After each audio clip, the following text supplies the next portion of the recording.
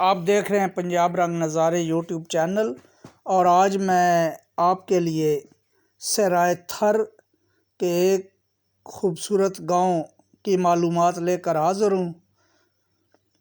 قصبہ گاؤں سرائے تھر میں سرائے تھر اپنی حسین وادیوں اور دل فریب نظاروں کی وجہ سے مشہور ہے۔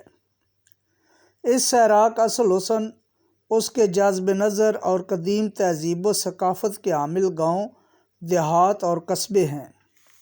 آج میں ان میں سے ایک قصبے قصبہ کے متعلق کچھ معلومات آپ کے گوشے گزار کرنا چاہوں گا۔ امید آپ پسند فرمائیں گے۔ یہ قصبہ اپنی زرخیزی اور موروں کی بہتات کی وجہ سے خاص اہمیت رکھتا ہے۔ یہ کہنا درست ہوگا کہ یہ موروں کی نگری ہے۔ یہاں حد نگاہ تک قدرت کا حسین شاہکار، حسین و جمیل پرندہ مور نظر آتا ہے۔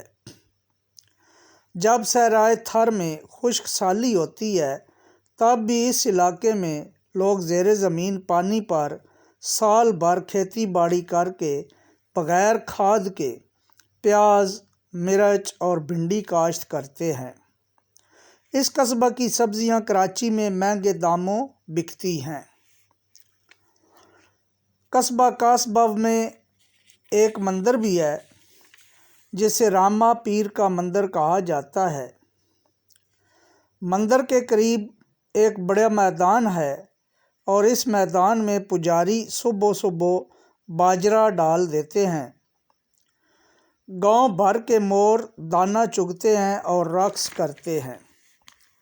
مندر کے پاس یہ منظر صبح اور شام کے وقت قابل دید ہوتا ہے اور بہت سے سیاح اس رقص کو دیکھنے کے لیے اسپیشلی طور پر یہاں آتے ہیں۔